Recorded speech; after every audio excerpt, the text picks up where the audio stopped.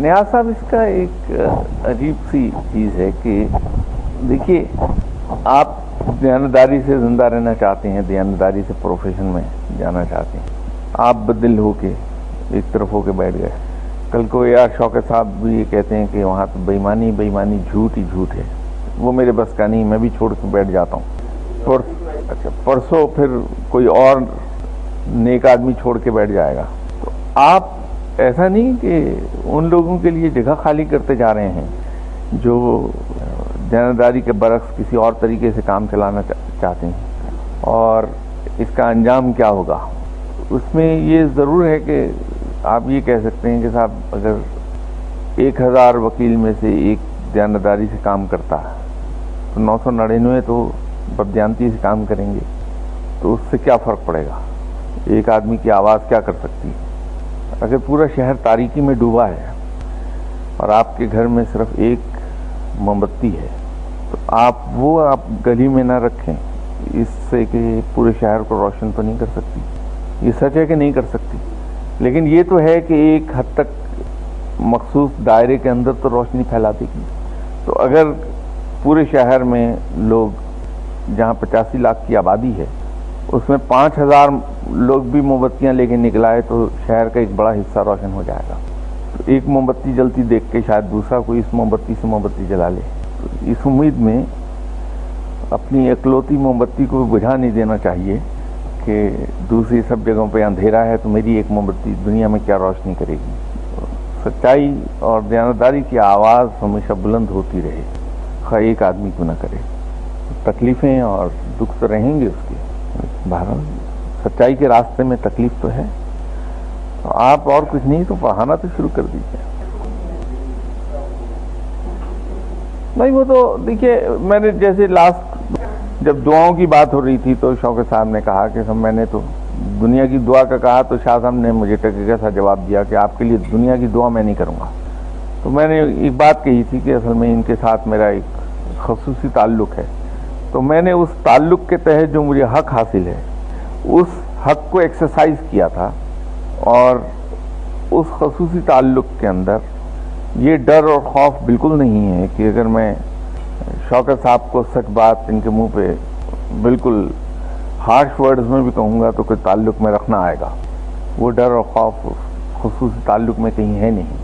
تو اس لیے مجھے کوئی خوف نہیں تھا اپنا وہ حق استعمال کرتے ہوئے. تو میں نے ان سے سیدھا کہا تھا کہ شوکت صاحب میں آپ کے لیے دنیا کی دعا نہیں کروں گا. دیکھیے میں نے پہلے بھی گزارش کی تھی کہ دنیا کی خواہش اور دنیا کی مال و زر کی حیثیت شاید اس سے اندازہ لگ جائے، چلیے 2-4 منٹ ہی کے لیے دل ہل جائے گا کچھ لوگوں کا، کہ آپ صلی اللہ علیہ وسلم ایک بار تشریف لے گئے تھے شہر سے باہر. تو آپ صلی اللہ علیہ وسلم کے زمانے میں جنت البقیع شہر سے باہر ہوا کرتا تھا. تو جب داخل ہوتے تھے تو جنت البقیع کے اندر سے ہی داخل ہوتے تھے شہر میں. تو آپ صلی اللہ علیہ وسلم جب شہر میں داخل ہو رہے تھے، صحابہ کرام ساتھ تھے، تو شہر کے انٹرنس پر ایک بکری مری پڑی تھی، کئی روز کی مری ہوئی تھی، اس میں کیڑے چل رہے تھے اور بدبو چھوڑی ہوئی تھی اس میں. تو آپ صلی اللہ علیہ وسلم اس بکری کے قریب ٹھہر کے آپ نے صحابہ کرام سے فرمایا کہ تم میں سے کوئی یہ بکری خریدے گا اور کس قیمت پہ؟ تو صحابہ کرام ذرا حیران ہوئے. تو فرمایا کہ یا رسول اللہ صلی اللہ علیہ وسلم یہ بکری تو مردار ہے اور اس میں سڑا ہوا مردار ہے جس میں کیڑے چل رہے ہیں، تو اس کو کون لے گا؟ تو آپ نے فرمایا تو پھر سمجھ لو کہ رب کے نزدیک یہ دنیاوی آرام و آسائش اور اس کی مال و زر کی ویلیو اتنی بھی نہیں جتنی تمہاری نظر میں اس سڑے ہوئے مردار کے جسم کے ایک بال کی ہے. تو قصہ یہ ہے کہ اگر ایک آدمی کے ساتھ میرا خصوصی تعلق ہے تو میں کس طرح یہ گوارا کروں کہ وہ رب سے اس سڑے ہوئے مردار کے جسم کے ایک بال سے بھی زیادہ حقیر چیز کو وہ مانگے. تو میں نے ان سے کھلے لفظوں میں کہا کہ شوکت صاحب میں آپ کے لیے دنیا کی دعا نہیں کروں گا. اور ایک چیز میں پورے اعتماد سے کہہ سکتا ہوں کہ جس دن سے میں نے ان سے یہ کہا اس کے بعد اللہ تعالیٰ نے ان کی زندگی آسان کر دی. یہ نہیں میں کہہ رہا پر آسائش کر دی، میں کہہ رہا ہوں آسان کر دی، کہ زندگی اللہ نے بڑی آسان کر دی.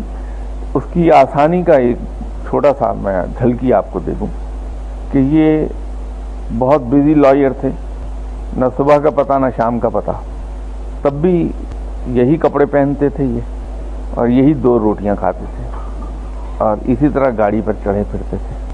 اب بھی الحمدللہ اللہ نئی گاڑی پہ سواری کراتا ہے، ڈرائیور کے ساتھ بٹھاتا ہے. پروردگار پہلے سے بہتر روٹی دے رہا ہے جس کو آدمی انجوائے کرتا ہے کھاتے ہوئے. کپڑے ویسے ہی پہنتا ہے بندہ، ہر سال ملک سے باہر کا سفر کر کے آتا، 2 مہینے کی چھٹی کاٹ کے آتا بندہ. اولاد ماشاءاللہ سیلف سسٹیننگ ہے، اور اللہ کسی کا محتاج نہیں ہونے دیتا. کوئی زندگی اس سے زیادہ آسان اور کیا ہوگی. ایسے ہی شوقی صاحب آپ کی زندگی کا یہی نقشہ ہے نا. تو میں دنیا کی دعا کر کے ایسی غریب کو مشکل میں پھنساتا. اب یہ کمفرٹیبل زندگی ہے، آرام سے، نہ کوئی غم ہے نہ کوئی فکر ہے. اور یہ بھی نہیں کہ زندگی کے اندر ایکٹیویٹی نہ رہی ہو، ایکٹیویٹی بھی ہے. تو پروردگار رزق تو عطا کر دیتا ہے. تو آپ سچائی کا جھنڈا ہاتھ سے چھوڑ کے بددل ہو کے بیٹھیے نہیں نیاز صاحب. وہ جھنڈا ہر حال میں بلند رہنا چاہیے.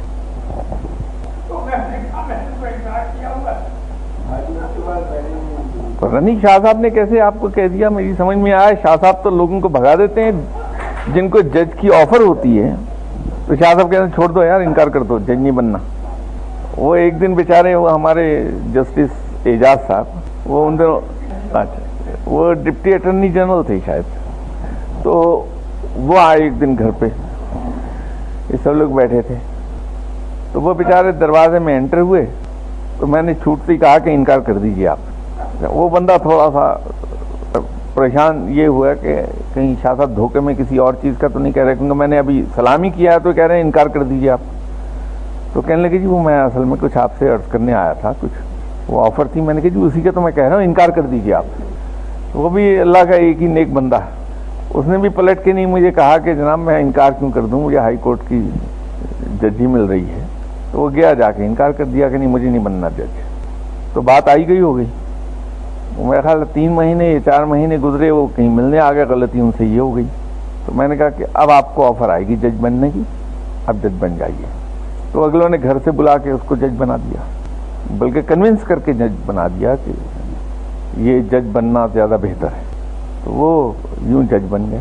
تو میں تو لوگوں کو منع کرتا ہوں کہ بھائی کیوں اس عذاب میں پڑتے ہو. کندھوں پہ اتنا بڑا بوجھ آ جائے گا آپ کے جج بننے کا، ایک ایک چیز کے لیے جواب دہ ہو گئے اللہ کے حضور آپ.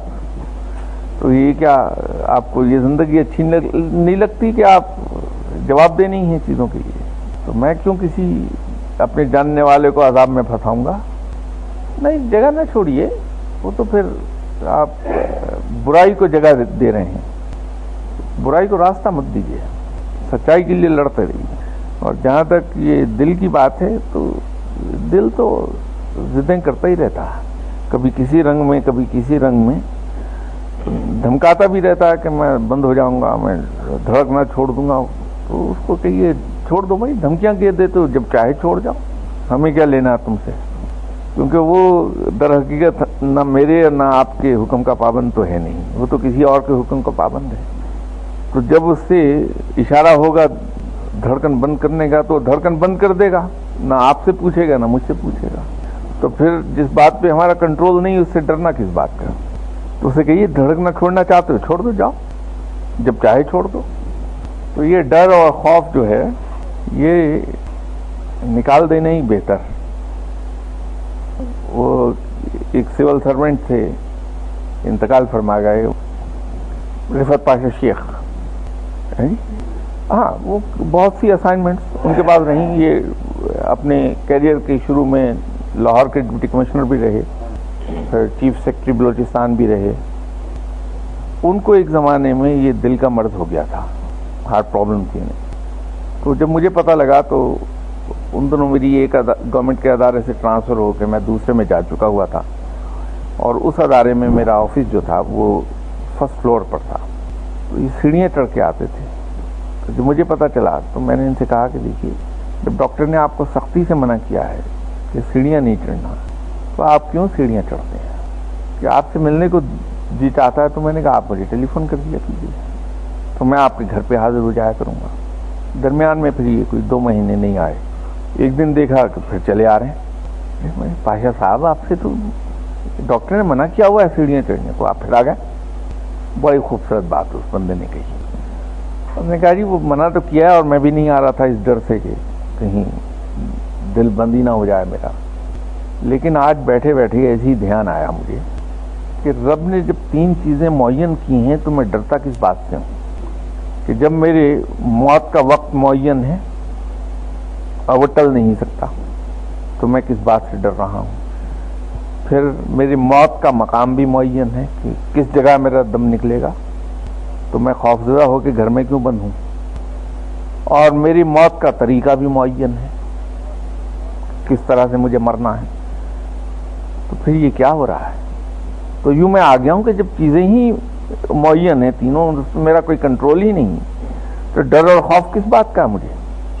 تو چلو چلتے ہیں شاہ صاحب کے پاس, جا کے کافی پی کے آتے ہیں. وہ بندہ اس کے بعد آتا رہا کافی دیر. پھر جنرل ضیاء کی ماشاء اللہ لگ گئی تھی تو ان کا کیس ریکنسیڈر ہوا. تو جنرل ضیاء نے انہیں ری انسٹیٹ کر دیا کہ زیادتی ہوئی تھی ان کے ساتھ, کہ بھٹو صاحب نے ذاتی دشمنی کے تحت انہیں ڈسمس کیا تھا. تو ری انسٹیٹ ہو گئے. تو ایک اسپیشل اسائنمنٹ نکل آئی UAE میں, تو وہ وہاں UAE بھیج دیے گئے ایمبیسڈر آن اسپیشل ڈیوٹی. تو وہاں 3 سال وہ رہے UAE میں ہمارے ایمبیسڈر. ریٹائر ہو گئے بعد میں یہاں. پھر اس کے بعد بھی میرے خیال 10 سال 12 سال زندہ رہے. ابھی کچھ دیر پہلے ہی انتقال ہوا ان کا. تو اس بندے نے بہت ہی خوبصورت ایک سبق پڑھایا کہ جب موت کا وقت معین ہے, موت کا طریقہ معین ہے اور موت کا وقت معین ہے تو خوف کس بات کا ہے؟ تو نیاز صاحب چھوڑیے آپ یہ دل کے نخرے مت پالیے. یہ کچھ دن پہلے ایک صاحب نے یہاں ایک سوال کیا تھا تقویٰ کے بارے میں. تو اس وقت چونکہ موضوع کچھ اور تھا تو وہ بڑا میں نے مختصر جواب دے دیا تھا کہ تقویٰ کے معنی یہ ہے کہ رب تعالیٰ نے جن چیزوں کو کرنے کا حکم دیا اس پہ عمل کیا جائے اور جس چیز سے روک دیا اس سے رک جائے انسان. تو یہ تقویٰ ہے. لیکن تقویٰ somehow or the other ایک ایسی چیز ہے جس کے بارے میں آپ کو بے پناہ ڈیفینیشنز مل جائیں گی. تقریباً ہر بزرگ نے, ہر صاحب علم نے تقویٰ کی ڈیفینیشن اپنے طور پہ بیان کی ہے. جیسے حضرت عمر رضی اللہ تعالی عنہ نے ایک بار ابی کعب سے پوچھا تھا کہ تقویٰ کس کو کہتے ہیں. انہوں نے جواب دیا کہ یا عمر کبھی آپ خاردار راستے سے گزرے ہیں, ایسا راستہ جہاں کانٹے پھیلے ہوں؟ تو جواب دیا کہ ہاں بارہا گزرا. کیسے گزرتے ہیں وہاں؟ انہوں نے کہا کہ میں اپنے کپڑے سمیٹ کے اور بڑی احتیاط کے ساتھ قدم رکھتے ہوئے بچا کے کانٹوں سے گزرتا ہوں.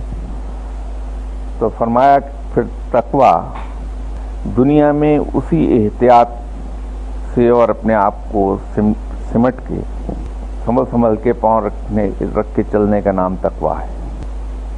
پھر ایک بزرگ نے یہ کہا کہ تقویٰ اس چیز کا نام ہے کہ انسان دوسروں کے لیے وہی پسند کرے جو خود اپنی ذات کے لیے پسند کرتا ہے.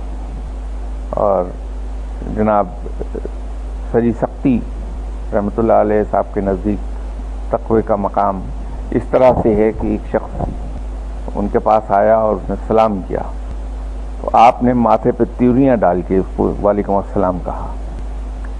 تو کچھ دیر کے بعد وہ آدمی چلا گیا. تو ان کے ایک شاگرد نے ان سے پوچھا کہ حضرت آپ تو بڑی خندہ پیشانی سے جواب دیتے ہیں سلام کا, لیکن آج یہ کیا ہوا کہ اس آدمی نے آپ کو سلام کیا اور آپ کے ماتھے پر تیوریاں پڑی تھیں اور بڑی خشک لہجے میں آپ نے وعلیکم السلام کہا.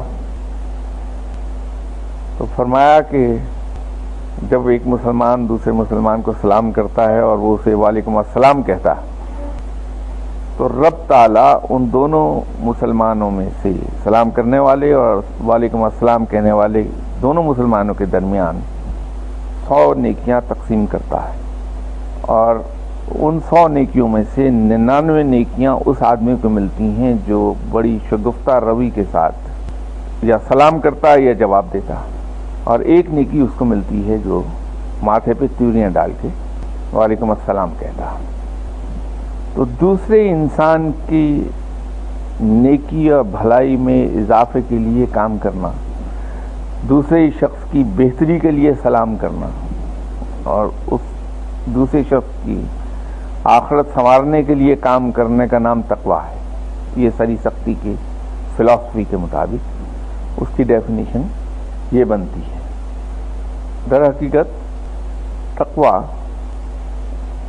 حقیقت میں وہی ہے، اسی چیز کے نام ہے جو اس دن میں نے ڈیفینیشن بتائی تھی۔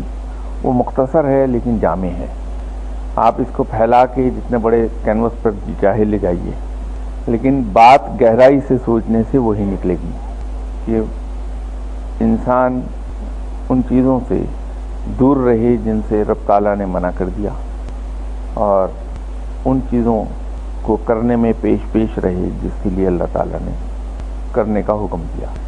تو اسی کے اندر تمام چیزیں کور ہو جائیں گی۔ جو ڈیفینیشن ان بزرگوں نے دی ہے، در حقیقت وہ اسی کے اندر آ کے کور ہو جاتی ہے۔ اور کچھ بزرگ اس چیز پہ زیادہ زور دیتے ہیں کہ تقویٰ دوسروں کے ساتھ احسان کے سلوک کا نام ہے، دوسروں کے ساتھ احسان کا سلوک کیا جائے، وہ بھی اسی میں کور ہو جائے گا، کیونکہ رب تعالیٰ نے ایک جگہ جیسے فرمایا کہ تمہیں بدلہ لینے کا حق ہے، لیکن صرف اسی قدر جس قدر تمہارے ساتھ زیادتی کی گئی، اور ساتھ ہی آگے ایک جملہ کہہ دیا، اللہ معاف کرنے والا ہے اور معاف کرنے والوں کو عزیز رکھتا ہے۔ اسی طرح اللہ نے احسان کا سلوک کرنے والوں کے بارے میں بڑے اچھے الفاظ میں انہیں یاد کیا۔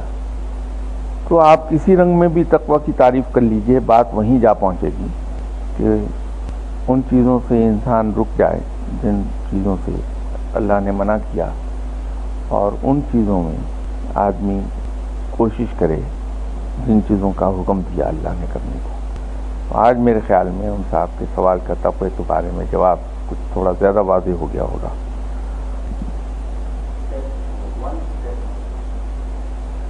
نہیں، دیکھیے رب تعالیٰ جیسے میں نے عرض کیا نا کہ بدلے کی اجازت دے دی رب نے، اس میں حد مقرر کر دی کہ صرف اسی قدر جس قدر آپ کے ساتھ زیادتی کی گئی۔ اب یہاں تک تو کرنے کا حکم ہے، اجازت ہے کہ آپ بدلہ لے سکتے ہیں، اجازت ہے آپ کو، اس احتیاط کے ساتھ کہ آپ کی طرف سے اب زیادتی نہ ہو، اس حد پہ رک جائیے جس حد تک آپ کے ساتھ زیادتی۔ لیکن آگے جو بات کہی وہ اس سے ایک قدم آگے بڑھ گیا کہ اللہ معاف کرنے والا ہے اور معاف کرنے والوں کو عزیز رکھتا ہے، پسند کرتا ہے۔ یہ ایک قدم آگے ہو گیا۔ کوئی آپ سے قرض لے گیا، حسب وعدہ اگر اس نے واپس نہیں کیا تو اس کو ریمائنڈ آپ کرا سکتے ہیں، اجازت ہے آپ کو کہ صاحب آپ نے مجھ سے کہا تھا کہ فلاں دن آپ واپس کر دیں گے۔ تو آپ صلی اللہ علیہ وسلم نے تو فرمایا کہ جو تمہارا مقروض ہے اس کو سہولت دو، اس میں چھوٹ دینے کا حکم آپ صلی اللہ علیہ وسلم نے کرایا۔ لیکن اگر رب کی سنت پہ آپ عمل کریں گے تو اس کو معاف کر دینا بہتر، بھلا دیجئے، اور اس انداز میں یہ مت کہیے کہ بھائی تمہارے حالات بڑے خراب ہیں تو میں تمہارے حالات سے متاثر ہو کے میں نے تمہیں قرضہ معاف کیا، وہ تو چھوٹا پن ہو جائے۔ تو آسانی سے اس کو آدمی کہہ دیتا کہ دیکھو اللہ نے میرے اوپر کرم کیا ہے، تم اپنی دوسری ضروریات پوری کر لو پہلے، تو آخر پر اگر تمہارے پاس ہو تو بے شک واپس کر دینا، نہ ہو تو کوئی بات نہیں، یہ دو بھائیوں کے درمیان معاملہ تھا، وہ کوئی قرض نہیں تمہارے ذمہ میرا۔ تو یہ سنت رب ہو گئی، اگلے کو معاف ہی کر دیا۔ تو یہ ایک قدم آگے جانے والی بات جو آپ نے کہی، تو رب کے سارے کام جو ہیں وہ تو احسان کے سلوک کے ہیں، اب میرے نزدیک تو رب تعالیٰ کا شکر، میں تو ذاتی طور پہ زبان سے شکر کرنے میں بلیو نہیں کرتا. میرے نزدیک تو عملی شکر گزاری ہی شکر گزاری ہے اصل میں. اور وہ عملی شکر گزاری کس طرح سے ہے کہ انسان اپنے آپ کو بالکل عاجز اور بے بس بندہ جانے، دل سے دوسروں کو اپنے سے بہتر سمجھے اور اپنے آپ کو سب سے کمتر جانے. ہم لوگ اللہ کے رزق عطا کرنے پر اس کی شکر گزاری زبان سے کرتے ہیں، اللہ تیرا شکر ہے تو نے بڑا رزق عطا کیا. لیکن دوسرے ہی لمحے ہم کسی پیر صاحب کے پاس جا رہے ہوتے ہیں یہ کہنے کہ ذرا دعا کر دیجئے کہ میرا فلاں کام ہو جائے.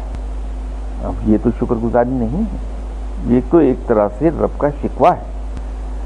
اگر اس کے برعکس یہ ہو کہ جو کچھ میرے پاس ہے، ذہنی، مالی، جسمانی صلاحیتیں جو کچھ میرے پاس ہیں، یہ میری نہیں ہیں، میرے رب کی عطا کردہ ہیں. میرے پاس تو یہ امانت ہے، اور امانت اس شرط کے ساتھ ہیں کہ جو میری ذاتی ضرورت ہے اس کے مطابق میں اس میں سے استعمال کر سکتا ہوں. باقی سب کا سب دوسروں کا حصہ ہے. کوئی آ کے لے جائے تو جو آ کر لے جا رہا ہے اس اللہ کی عطا کردہ امانت میں سے، وہ اپنا حق لے کے جا رہا ہے، اس لیے میرا اس پر کوئی احسان نہیں. کوئی لے جائے تو صدق دل سے اگر کسی نے اس پہ عمل کر لیا سچے دل سے، تو میرے نزدیک یہ اعلیٰ ترین شکر گزاری ہے. یہ صحیح شکر گزاری یہ ہو جائے گی، کیونکہ آپ دوسرے کو اس کا حق سمجھ کے اپنی محنت کی کمائی دے ہی نہیں سکتے تب وقت ہے کہ آپ کو اس چیز کا یقین نہ آ جائے دلی طور پر کہ میرے پاس جو کچھ ہے یہ میرے رب کا عطا کردہ ہے، یہ اس کی امانت ہے، اور اس امانت میں سے مجھے اجازت ہے اپنی جائز ضروریات پر خرچ کرنے کا. باقی سب اس کے بندوں کا حصہ ہے، کوئی لے جائے آ کے، کیونکہ میرے رب کی ملکیت ہے، میری نہیں. تو یہ شکر گزاری میرے نزدیک عملی شکر گزاری ہو جائے گی.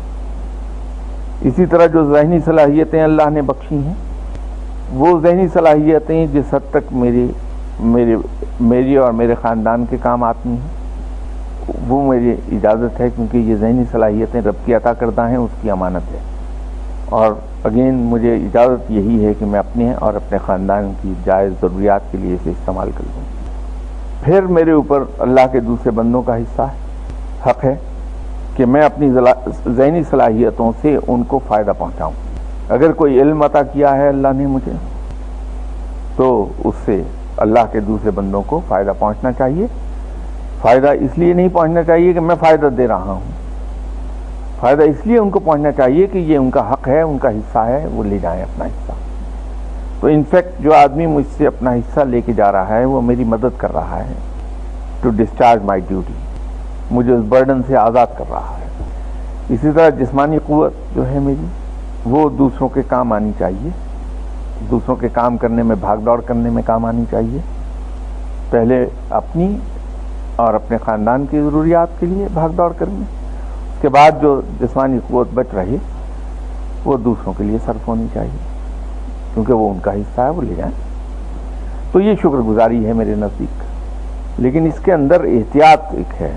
جیسے میں اکثر کہا کرتا ہوں کہ نیکی اور تکبر میں صرف بال برابر فرق ہے، ہیئر لائن ڈفرنس ہے صرف. کہ جب تک انسان نیکی کرتا ہے اور اسے یہ ادراک نہیں ہوتا کہ میں نیکی کر رہا ہوں، نیکی کو نیکی سمجھ کے نہ کرے تو نیکی ہے. جہاں یہ احساس آ گیا کہ میں نیکی کر رہا ہوں، اور نیکی نہ رہی، تکبر ہو گیا، کیونکہ پھر اس کے اندر وہ احساس پھلے پھولے گا کہ میں نیک ہوں، میں نیکی کر رہا ہوں، یہی تکبر ہے.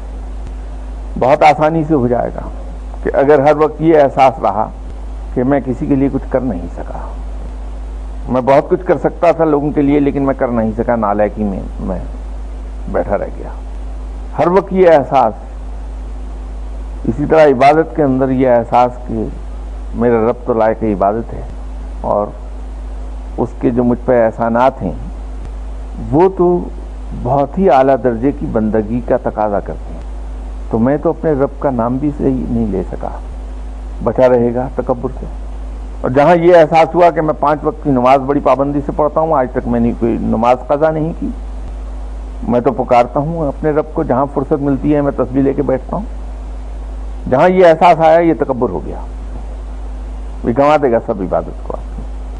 تو اس احساس کو دور رہنا چاہیے، اور یہ احساس ہر وقت پلنا چاہیے کہ میں کسی کے لیے کچھ کر نہیں سکا، مجھ پہ فرض تھا اللہ کے دوسرے بندوں کی مدد کرنا، اور اللہ کے دوسرے بندوں کا حق تھا میرے اوپر کہ میں ان کے لیے کچھ کروں، تو میں کر نہیں سکا، بھلے سارا وقت کر ہی رہا ہو لیکن احساس یہ دل میں رہے کہ میں کچھ کر نہیں سکا کسی کے لیے، تو تکبر سے بچا رہے گا۔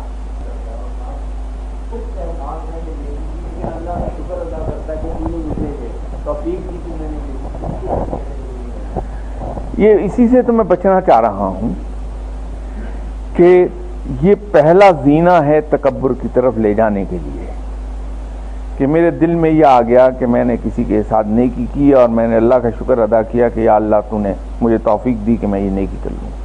یہ پہلا قدم میں نے رکھ دیا اس زینے پر جو تکبر کی طرف لے جائے گا مجھے۔ تو جہاں میرے دل میں یہ خیال آئے کہ میں نے نیکی کی، میں اللہ کا شکر ادا کر لوں، وہاں فوراً میں اگر لاحول پڑھ لوں کہ میں کس قابل ہوں، میں کون ہوتا ہوں کسی کے ساتھ نیک سلوک کرنے والا، میں تو بڑا حقیر ترین انسان ہوں، میں کب یہ اس قابل ٹھہرا کہ میں نیکی کر سکوں، بچ گیا انسان۔ تو پھر مزید نیکی کی طرف جائے گا، یہ احساس اس کے لیے مہمیز کا کام کرے گا کہ میں کسی کے لیے کچھ کر نہیں سکا، مجھے نیکی کرنا ہے تاکہ رب راضی ہو جائے مجھ سے، تو مزید نیکی کی طرف دوڑے گا وہ پھر۔ تو اس احساس سے بچنا چاہیے ہمیشہ۔ کس سینس میں؟ دیکھیے، پہلے کسی محفل میں ذکر چھڑا تو غالباً ڈاکٹر اے آر خالد صاحب نے ہی یہ پوائنٹ اٹھایا تھا، تو میں نے اسے بھی کہا تھا کہ قرآن پاک میں استعاروں سے کام لیا گیا ہے۔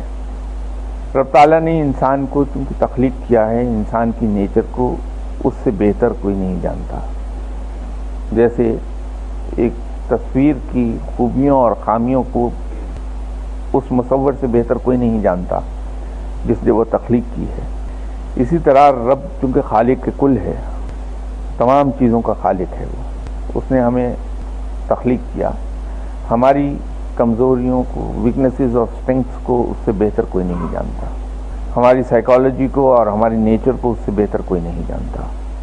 اسی لیے جب اس نے قرآن پاک نازل فرمایا تو اس نے ہدایت کی وہ ترکیب استعمال کی جو انسان کو سب سے زیادہ بھا جائے گی، جو انسان پر سب سے زیادہ اثر کر جائے گی۔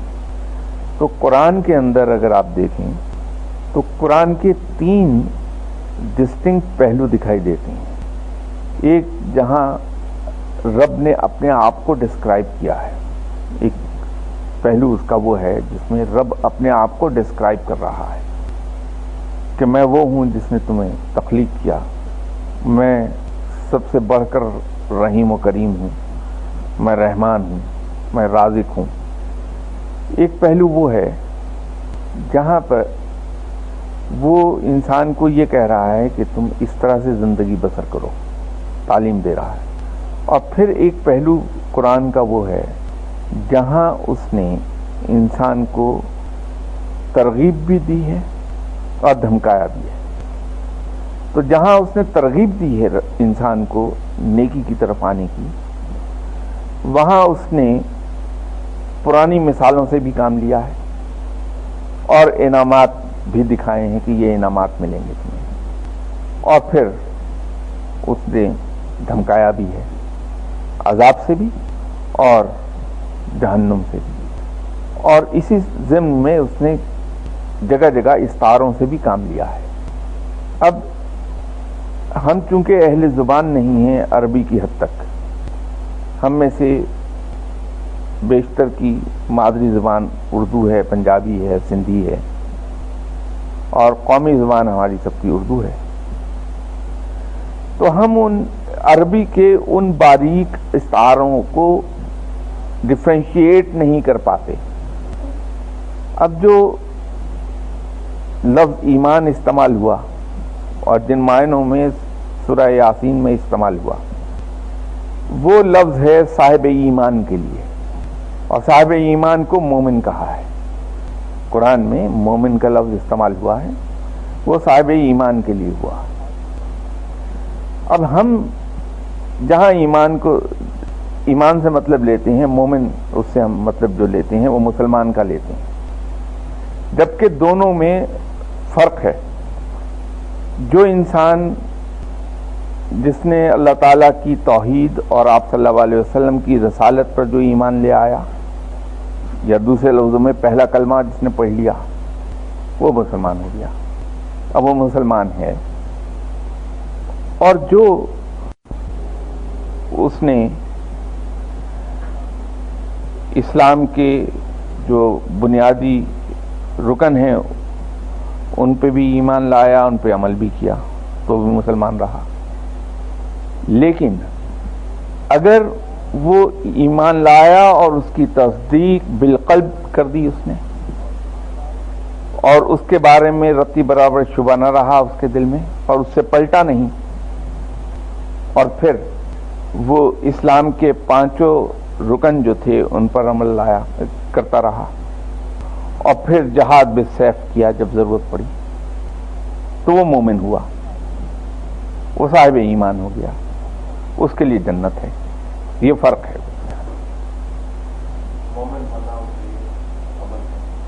وہ جہاں سورہ یاسین میں جو ایمان یوز ہوا ہے لفظ، وہ مومن کے ایمان کے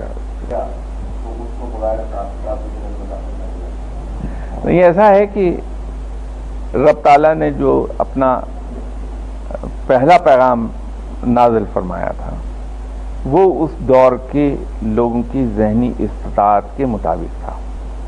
اس کے بعد آنے والے صحیفے وہ ایڈوانس ہوتے گئے جوں جوں انسان کا ذہنی ارتقاء ہوتا گیا. پھر جو آسمانی کتابیں اتاری گئیں وہ اس دور کے انسان کے ذہنی معیار کے مطابق تھیں، اس کے آئی کیو لیول کے مطابق تھیں. اس دور میں آنے والے پیغمبر جو تھے وہ پیغام لے کر آئے، اس دور کے انسانوں کے لیے پیغام لائے. اور پھر ایک عجیب چیز آپ کو دکھائی دے گی اگر تھوڑا سا گہرائی سے دیکھ لیں قرآن پاک کو، تو قرآن میں ایک بڑی خوبصورت چیز دکھائی دے گی آپ کو.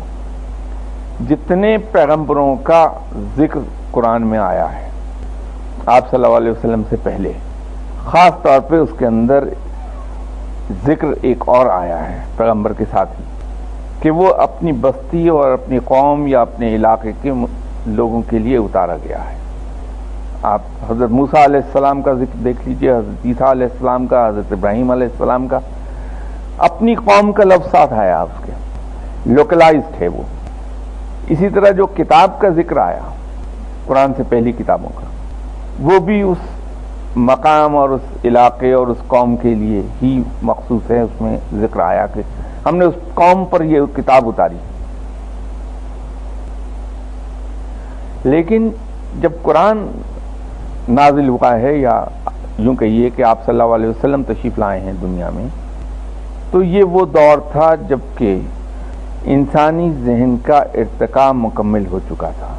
جو بنیاد تھی وہ بنیادیں مکمل ہو گئی تھیں، اس کے اوپر سے بلڈنگ بننا باقی تھی. اس وقت تک ویل دریافت ہو گیا تھا. یوں کہیے آپ سائنس کی اگر زبان میں بات کریں گے تو ویل کی ایجاد ہو چکی تھی.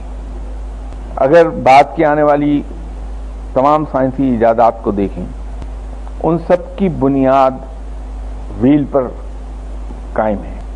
تو ارتقاء اس وقت تک مکمل ہو گیا تھا اس کی بنیاد کا. اس کے بعد بلڈنگ مکمل بنتی گئی ہے، اب تک بن رہی ہے، ہم سیکھ رہے ہیں ہر روز، لیکن بنیادیں مکمل ہو گئی تھیں. تو اس دور میں پھر آپ صلی اللہ علیہ وسلم تشریف لائے، اور آپ صلی اللہ علیہ وسلم کے لیے فرمایا گیا کہ یہ عالمین کے لیے رحمت للعالمین لفظ ہے، اور اسی طرح وہ پیغمبر ہیں کل کائنات کے لیے.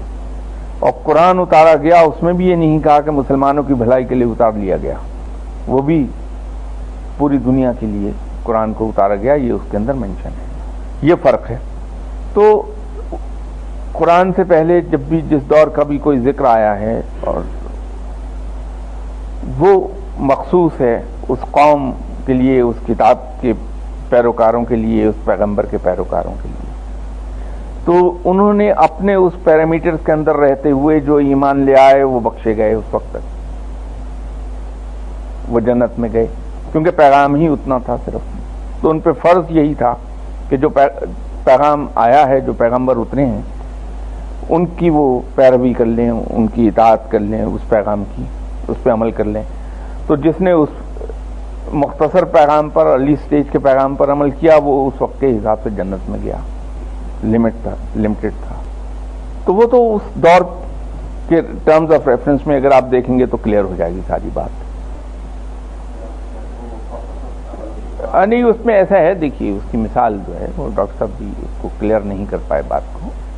ایسا ہے کہ سبجیکٹ تو فزکس ہی ہے یا میتھمیٹکس ہی ہے. اس میتھمیٹکس کو کلاس 3 کا اسٹوڈنٹ پڑھ رہا ہے، کلاس 8 کا اسٹوڈنٹ بھی میتھمیٹکس پڑھ رہا ہے. ٹھیک ہے، میتھمیٹکس وہی ہے، اسٹوڈنٹ بھی وہی ہے، لیکن لیول کا فرق ہے. کیوں؟ وہ اسٹوڈنٹ سیکھتا آیا ہے اور اس کے ذہن کی ڈیولپمنٹ ہوتی گئی ہے.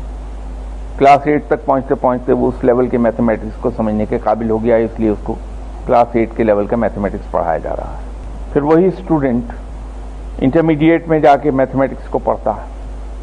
میتھمیٹکس تو میتھمیٹکس ہی رہا، صرف لیول چینج ہوا ہے. پھر اس نے ماسٹرز جب وہ کر رہا ہے میتھمیٹکس میں، اور تو وہ میتھمیٹکس ہی رہا ہے، اسٹوڈنٹ بھی وہی ہے، لیکن میتھمیٹکس کے لیول کا فرق ہو گیا ہے، لیول آف لرننگ کا فرق ہے. تو میسج من جانب اللہ ہے، میسج آیا بھی پیغمبر ہی کے ذریعے ہے، ڈیوائن میسج ہی کہلائے گا وہ. جیسے ہر کلاس میں پڑھایا جانے والا میتھمیٹکس ہی کہلائے گا. آپ یہ نہیں کہہ سکتے کہ ناقص ہے، انکمپلیٹ ہے یا کمپریہنسو ہے. وہ میتھمیٹکس تو میتھمیٹکس ہی رہے گا جس کلاس میں بھی پڑھایا جائے، وہ لیول کا فرق ہے. تو اسی طرح ڈیوائن میسج تو ڈیوائن میسج ہی تھا، لیکن چونکہ وہ رب ہے جو ہر چیز کو جانتا ہے اور ہماری سائیکالوجی سے واقف ہے، ہماری استعداد سے واقف ہے، تو اس نے میسج اس دور کی استعداد کے مطابق، ذہنی استعداد کے مطابق اتارا ہے. تو آپ اس کو کوئی اور نام دے نہیں سکیں گے، ڈیوائن میسج ہی رہے گا وہ.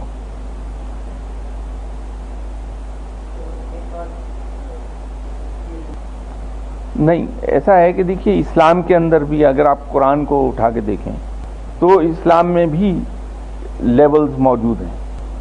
آپ صلی اللہ علیہ وسلم کے دور میں چلے جائیے واپس، وہاں پہ اگر قرآن کو غور سے دیکھیں تو آپ صلی اللہ علیہ وسلم کو مخاطب کر کے کئی جگہوں پہ رب تعالیٰ نے ڈفرینشیٹ کیا ہے لوگوں کے درمیان. اس دور میں ایسے مسلمان بھی ہوئے ہیں جو لوگوں کے سامنے اپنے ایمان کا اقرار نہیں کر سکتے تھے، تو ان لوگوں کے درمیان بیٹھ کے وہ خاموش رہتے تھے، اعلان یہ نہیں کہتے تھے کہ اللہ ایک ہے اور آپ صلی اللہ علیہ وسلم اس کے رسول ہیں، خاموشی اختیار کرتے تھے. ان میں وہ لوگ بھی تھے جو کافروں میں بیٹھتے تھے تو اپنے آپ کو کافر ظاہر کر دیتے تھے، مسلمانوں میں آتے تھے تو مسلمان کہہ دیتے تھے، جن کو منافق کہا گیا.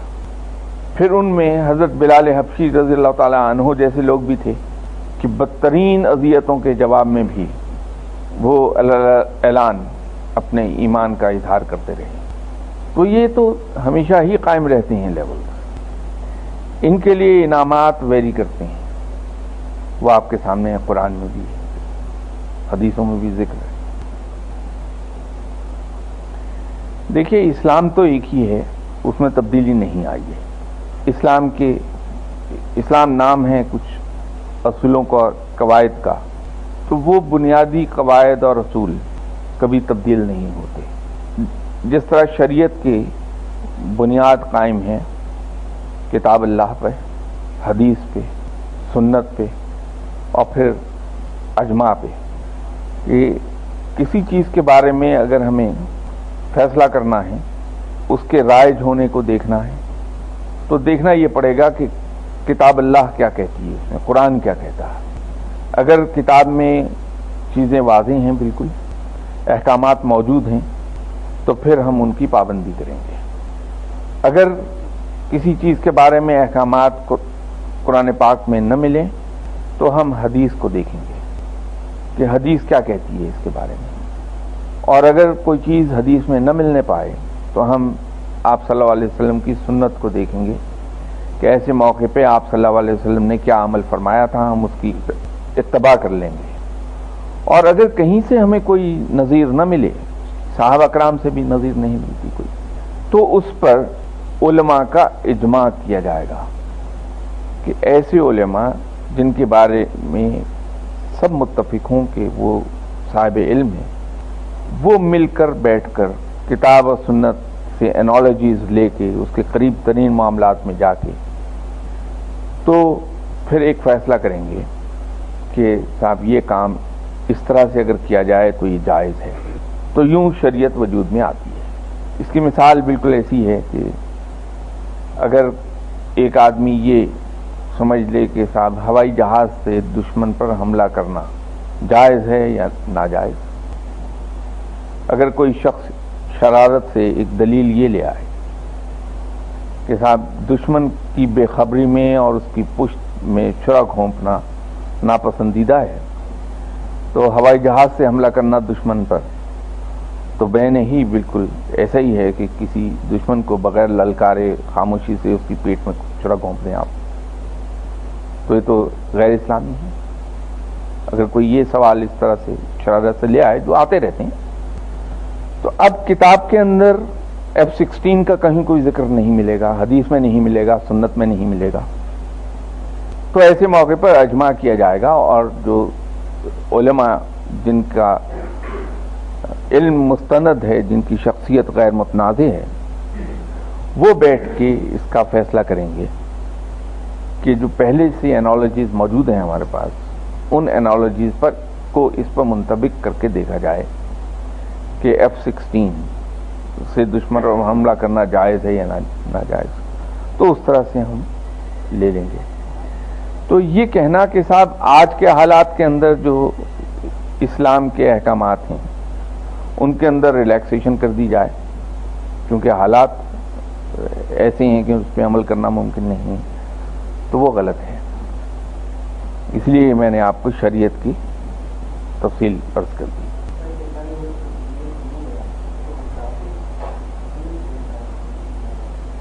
صحیح بات۔ پیچھے اس کے آپ کے سوال کا جواب دوں، میں آپ سے ایک چیز جاننا چاہ رہا ہوں۔ آپ کے پاس فریری کی سپورٹس کار ہے 110 ہارس پاور کی، اس کی ریٹ آف ایکسلریشن جو ہے وہ 3.2 سیکنڈ ہے 0 to 60 miles an hour، اور ٹاپ سپیڈ اس کی 200 miles per hour ہے۔ میرے پاس 1948 ماڈل کی مورس ہے جس کی ریٹ آف ایکسلریشن جو ہے وہ 15 سیکنڈ ہے 0 to 60 miles an hour کی ہے، اور ٹاپ سپیڈ اس کی 70 miles per hour ہے۔ اب کیا ہم دونوں کی کاروں کے لیے ٹریفک رولز مختلف ہوں گے یا ٹریفک رولز دونوں پر ایکولی اپلیکیبل ہوں گے؟ اسی طرح اگر ایکسیڈنٹ ہو جائے تو یہ اسٹیبلش کرنے کے لیے کہ فالٹ کس کا تھا، رولز ہم دونوں کے لیے وہی اپلائی ہوں گے جو قانون نے بنائے ہیں، یا دونوں کے لیے ڈفرینٹ کر لیے جائیں گے؟ کیا نہیں، ایسا ہے کہ چاہے کار اینٹیک ہے یا لیٹسٹ ورژن کی ہے، جب اس کا ایکسیڈنٹ ہوگا تو پولیس والا اس کو یہی دیکھے گا کہ گاڑی پیچھے سے لا کے ماری گئی ہے یا سامنے سے ماری گئی ہے۔ اگر پیچھے سے ہٹ کی ہے فریری تو جرم پھر بھی فریری کا ہے، اگر پیچھے سے 1948 ماڈل کی مورس نے ہٹ کیا ہے تو بھی جرم وہی گنا جائے گا۔ اگر رائٹ سے آنے والے کا رائٹ آف وے ہم نے کاٹا ہے اور پھر ایکسیڈنٹ ہوا ہے تو فالٹ ہمارا ہے، چاہے آپ فریری میں ہیں یا 1948 ماڈل مورس میں ہیں، تو بالکل صحیح ہے۔ ہاں، قانون اس کو نہیں لیتا، قانون یہ کہتا ہے کہ صاحب آپ کی گاڑی کو جو سپیڈ ہے اس سے ڈسٹینس 50% زیادہ کر کے +2 سیکنڈز ٹائم الاؤ کیا جائے گا اس پہ، چاہے وہ کوئی سی گاڑی ہو۔ اب اسی طرح اسلام کے رولز اپلیکیبل، یا آپ گھوڑ دوڑ کے اندر دیکھ لیں کہ ایک گھوڑا اڑیل ہے اور دوسرا گھوڑا ٹیمڈ نیچر کا ہے، تو ریس کے قوانین دونوں کے لیے ایک سے ہیں یا مختلف ہوں گے؟ ایک ہوں گے نا۔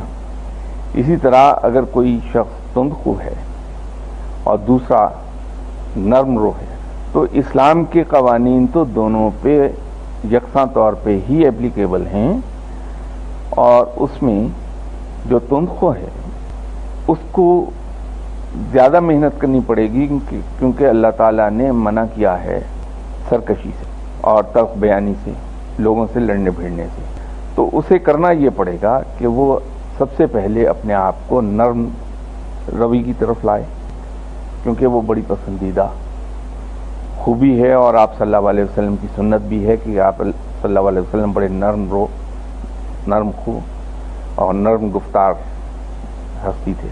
تو آپ اس انسان کو محنت کر کے اس لیول پہ آنا پڑے گا، پھر نیکی آسان ہو جائے گی اس کے لیے۔ یعنی وہ تو اس کی اسکیل اور طاقت پر تھا نا، جو اس کی تندخوئی کی وجہ سے نہیں تھا۔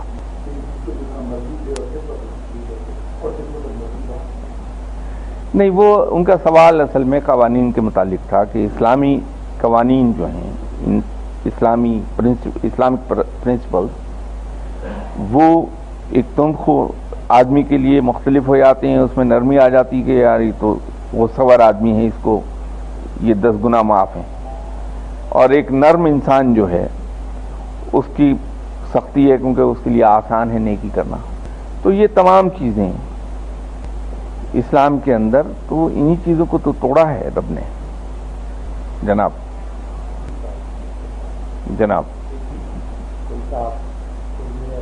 صلی اللہ علیہ وسلم، جی جی جی، لیکن اس کے درجات بہت بلند تھے، اعظم سے بھی اوپر چلے۔ بہت بلند تھے۔ میرا سوال یہ ہے کہ اور اگر طاہر القادری صحیح کہے تو پھر یہ کہاں کا انصاف ہے کہ میں ایز فرہاد ساری عمر پہاڑ کھودتا رہوں، دودھ کی نہر نکالوں؟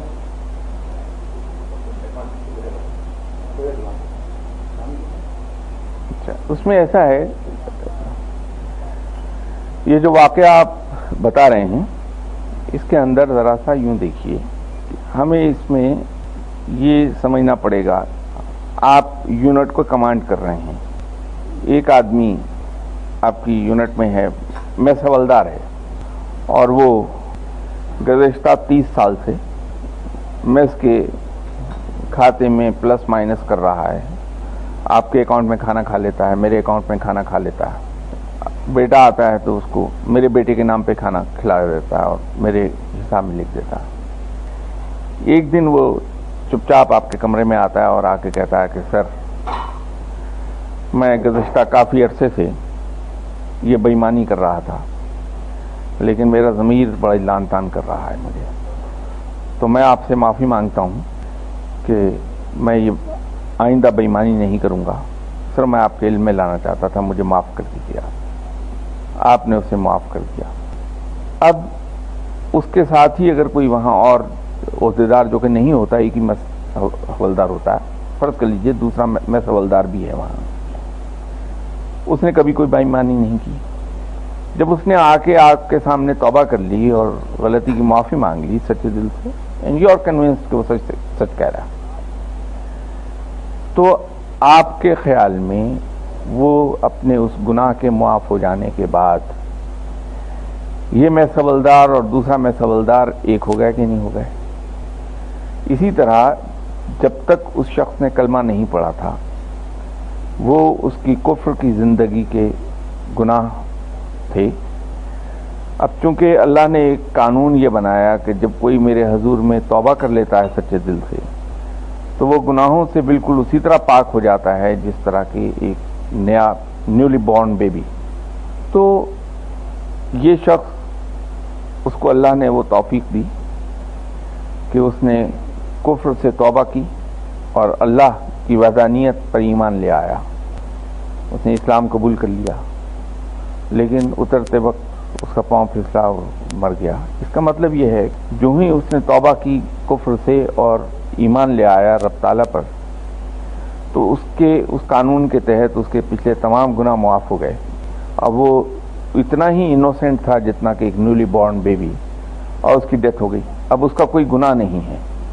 تو اللہ کے سامنے جب وہ پیش ہوا ہے مرنے کے بعد تو گناہوں سے بالکل پاک ہے، تو اس لیے اس کا درجہ بلند ہے. ہاں البتہ اس طرح سے ہوتا کہ وہ قتل ہونے سے بچنے کے لیے جھوٹ یہ کہتا کہ میں ایمان لے آیا اور پھر وہ گر کے مر جاتا، تو اب اس نے چونکہ مصلحت کے تحت یہ فکرہ زبان سے نکالا تھا، دل سے نہیں ہوا تھا مسلمان، تو اس کو گناہوں کی سزا مل جاتی. تو اس کے پیچھے تو وہ یہ ہے، وہ کہنا یہ چاہ رہے ہیں قادری صاحب، درست ہے جو کہ اللہ سے اگر توبہ کر لی جائے، معافی مانگ لی جائے، جیسے میں نے آپ کو اس میں سولدار کی مثال آپ کو دی، تو پھر اس کے گناہ معاف ہو جاتے ہیں. جیسے آپ اس کو میں سولدار کو ایک بار معاف کرنے کے بعد، اسے معافی دینے کے بعد کبھی زندگی بھر رپیٹ نہیں کریں گے اس کی کوتاہیاں، تو رب تو پھر رب ہے، کہیں بڑا ہے. تو رب تعالیٰ کسی کو کہ پچھلے گناہوں کو ریمائنڈ نہیں کرائے گا، نہ سزا دے گا، معاف کر دے گا. وہ جو آپ نے بات کی، رولز اینڈ ریگولیشنز میں کہیں کسی کے لیے کمی نہیں کی جاتی، نہ کوئی ریلیکسیشن ہوتی ہے، چاہے وہ ٹریفک کے لاز ہوں یا گھوڑ دوڑ کے. کہ گھوڑا تم خو ہے، غصہ ور ہے، تو اس کے لیے رولز مختلف کر دیے جائیں. وہ اس کے ٹرینر کی ذمہ داری ہے کہ اس کو اتنا ٹرین کرے کہ وہ ریس کے قوانین کے مطابق دوڑے، اور اگر اس کی خلاف ورزی ہوگی تو وہ ریس سے آؤٹ کر دیا جائے گا، اور اگر زیادہ پاگل ہوگا تو اسے گولی مار دی جائے گی. اسی طرح ٹریفک لاز کے اندر جب آپ لائسنس لے کر ایک وہیکل جس کو روڈ فٹنس سرٹیفکیٹ ملا ہوا ہے اس کو سڑک پہ لے کے جاتے ہیں، تو irrespective of its horsepower, irrespective of its kind and type, traffic rules, once it comes on road, it is treated at par with other vehicles. اسی طرح اگر آپ ڈرائیور ہیں، آپ یہ بہانہ نہیں کر سکتے کورٹ میں کہ صاحب میں ایل ٹرینڈ ڈرائیور ہوں. اگر آپ کو لائسنس ایشو ہو گیا ہے ایک بار تو آپ سے ایکسیڈنٹ ہو جائے، آپ لاکھ کورٹ میں کہیے تھا میں ایل ٹرینڈ ہوں، تو وہ سزا دگنی ہو جائے گی، کم نہیں ہوگی. کہ جب آپ کو اپنی ویکنس کا پتا تھا کہ آپ کو ڈرائیونگ صحیح نہیں آتی، تو آپ نے دوسروں کی زندگی کو ایٹ رسک کیوں کیا؟ آپ کو اپنے آپ کو پہلے پختہ کرنا چاہیے تھا. اور جس نے لائسنس ایشو کیا اس آدمی کی بھی شامت آ جائے گی کہ آپ نے اسے پراپرلی ٹیسٹ کرنے کے بعد لائسنس کیوں نہیں کیا. تو سزا بڑھ جائے گی، کم نہیں ہوگی. جی کلام الوجہ نہیں، اجر تو زیادہ ہوگا. اسلام کے قوانین میں کوئی اس کے لیے لچک نہیں. اجر تو اس کو بڑھ جائے گا کہ اس نے یہ دیکھتے ہوئے، پہلے تو اس نے خود شناسی کی، اپنے آپ کو پہچانا ہے، اور پھر اس نے ایک ایفرٹ کی ہے اپنی خامی کو دور کرنے کی. یہ بالکل اس طرح سے ہے، آپ کا ایک ڈاکٹر ہے، سرجن ہے، اس کو ایک ایسی عادت لاحق ہے کہ جس کی وجہ سے اگر وہ آپریشن کرے تو ہیزرڈز بڑھ جاتے ہیں. آپ اس کو اس خامی کی وجہ سے آپریشن کرنے نہیں دینا چاہتے. آپ اس کو یہ بتاتے ہیں کہ تمہارے اندر یہ خامی ہے، اس کی وجہ سے جب تم آپریشن کرتے ہو تو تمہارا ہاتھ بہکتا ہے اور مورٹیلٹی ریٹ بڑھ جانے کا اندیشہ ہوتا ہے. تو میں تمہیں یہ اجازت نہیں دے سکتا کہ تم لوگوں کی زندگی سے کھیلو. تو وہ بندہ فوراً ایفرٹ شروع کر دیتا ہے اور اپنی اس خامی کو کنٹرول کر لیتا ہے، قابو کر لیتا ہے.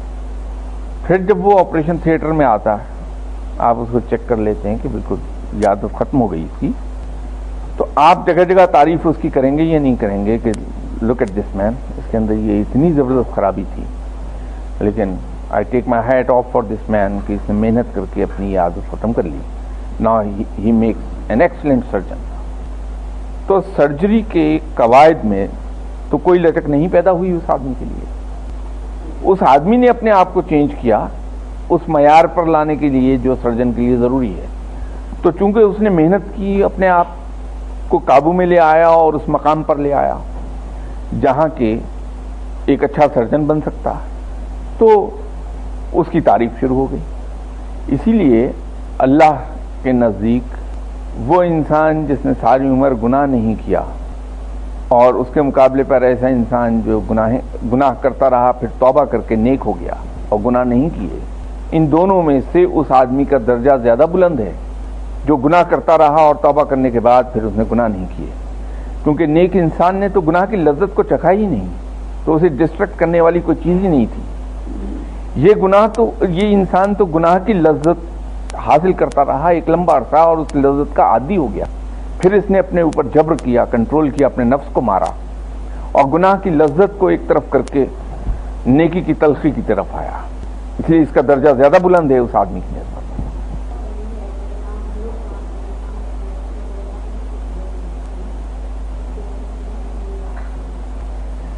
دیکھیے، اللہ تعالیٰ کے نزدیک یہ بہت کلیئر کٹ ہے معاملہ کہ ایک انسان جب تک انڈیپینڈنٹ نہیں ہوتا، بالغ نہیں ہوتا، اس وقت تک اس کو سکھانا اس کے ماں باپ کی ذمہ داری ہے. اگر ماں باپ نہیں سکھاتے تو کوتاہی کر رہے ہیں، اس کے لیے وہ جرموار ہیں اور اس کی جواب دہی ان کے ذمہ ہے. لیکن جب ایک شخص بالغ ہو گیا تو پھر علم کی تلاش کرنا، حق اور سچ کی بات کو تلاشنا، یہ اس پہ اپنے اوپر فرض ہو گیا. تو بالغ ہونے کے بعد، ہوش سنبھالنے کے بعد جو ہوش مند ہو گیا ہے تو اپنی کوتاہیوں کا ذمہ دار یہ خود ہوگا. تو رب تعالیٰ نے اسی لیے اپنے آپ کو اس الزام سے بری ذمہ کر لیا کہ 1,24,000 پیغمبر اس نے بار بار ہر قوم کی طرف بھیجے. چونکہ دین مکمل ہو گیا تھا، آپ صلی اللہ علیہ وسلم جب تشریف لائے تو آخری پیغام لے کر آئے تھے. تو دین کے مکمل ہو جانے کی نسبت سے آپ صلی اللہ علیہ وسلم نبی آخر الزمان کہلائے ہیں. آپ صلی اللہ علیہ وسلم اس لیے نبی آخر الزمان نہیں ہیں کہ وہ آخری نبی تھے. آپ صلی اللہ علیہ وسلم نبی آخر الزمان اس لیے ہیں کہ آپ جو پیغام لے کر آئے اس کے ساتھ ہی پیغام مکمل ہو گیا تھا. اب کسی پیغام کے مزید آنے کی کوئی ضرورت تھی نہیں، آنا نہیں تھا، اس لیے کسی پیغمبر نے بھی نہیں آنا تھا. یوں آپ صلی اللہ علیہ وسلم نبی آخر الزمان ہیں.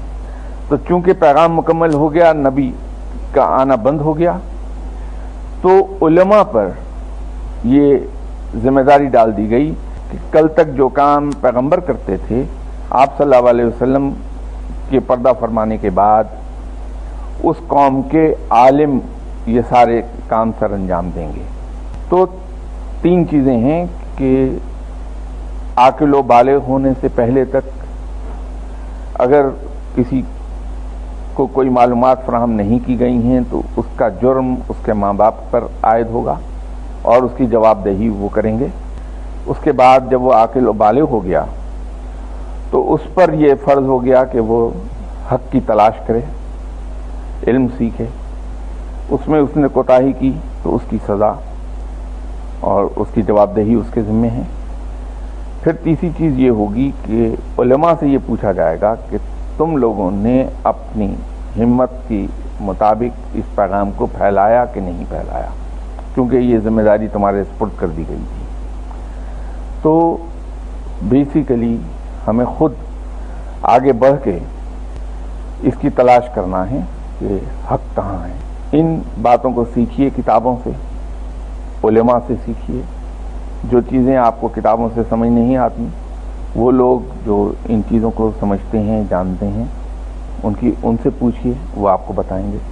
اگر بتانے سے انکار کریں گے تو جرموار ہوں گے. وہ نہیں، یہ فرقے کا مسئلہ ہی نہیں رہے گا. اگر آپ نے قرآن کو سمجھنے کی کوشش کی تو قرآن کی حد تک فرقہ نہیں ہے. فرقے جو وجود میں آئے ہیں وہ فقہ پر آئے ہیں، قرآن پر کوئی فرقہ نہیں ہے. جی میں عرض کر رہا ہوں،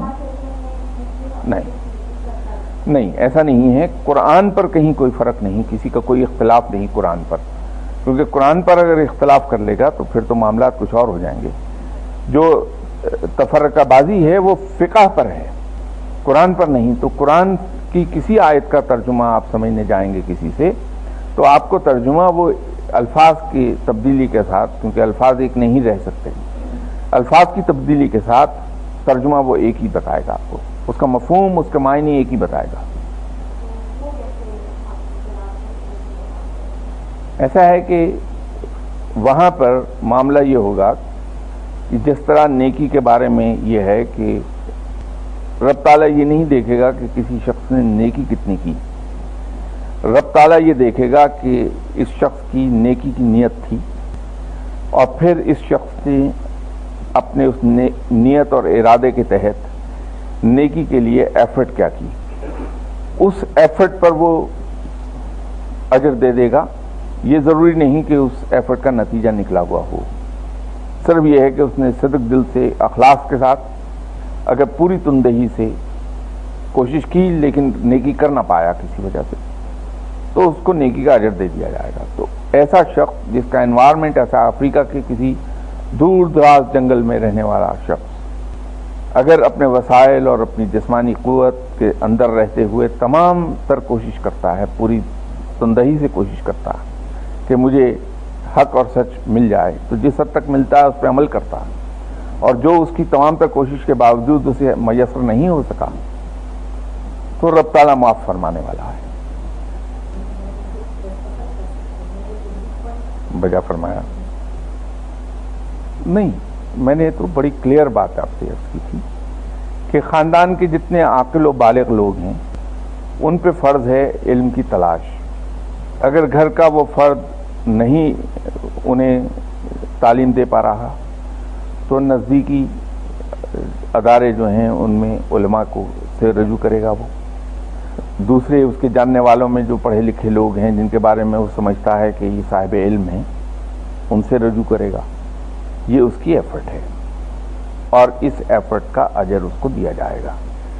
جو گھر کے اندر پڑھا لکھا ہے، جو جانتا ہے، اگر اس نے کوتاہی کی ہے سکھانے میں تو اس کے لیے جواب دہی وہ کرے گا، کیونکہ یہ اس پر فرض تھا کہ وہ ان لوگوں کو جو خاندان میں اس کے قریبی عزیز و اقارب ہیں، اس کی ایکسیس میں ہیں، اگر وہ دیکھ رہا تھا کہ انہیں نہیں کچھ آتا اور وہ تگودو کر رہے ہیں سیکھنے کی، تو اس پر فرض تھا کہ انہیں سکھاتا. جو جس میں کہ اس نے کوتاہی کی اس کی جواب دہی اسے کرنا ہوگی.